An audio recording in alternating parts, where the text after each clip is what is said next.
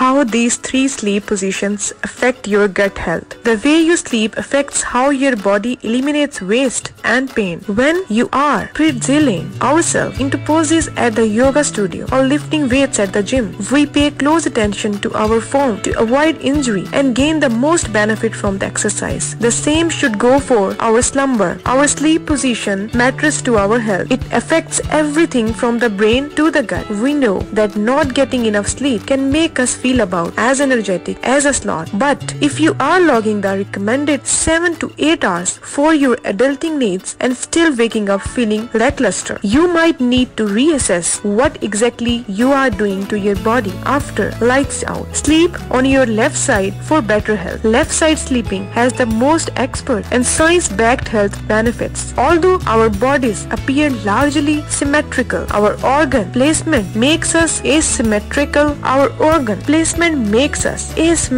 Internally. How we rest influences the way our system direct and process waste, which should be part of our overall health aspirations. You might track working out, eating a healthy breakfast, or starting the day with a fresh perspective. Why not give your bowels movement the same attention? For some, a bowel movement happens like clockwork, but others living with irritable bowel syndrome, with constipation, lazy bowel syndrome, inflammatory bowel disease, or other gastrointestinal conditions may struggle to check this item off their to-do list. So why not let gravity do the work? Pro tip for side sleeping. Start out on your left side at night to prevent heartburn and allow gravity to move waste through your colon. Alternate sides if your shoulder bothers you. Place a firm pillow between your knees and hug one to support your spine. While you sleep in your left side at night, gravity can help take waste on a trip through the ascending colon and into the transverse colon, and finally dump it into the descending colon, encouraging a trip to the bathroom in the morning. Side sleeping benefits. Aids digestion. Our small intestine transfers waste to our large intestine through the ileocecal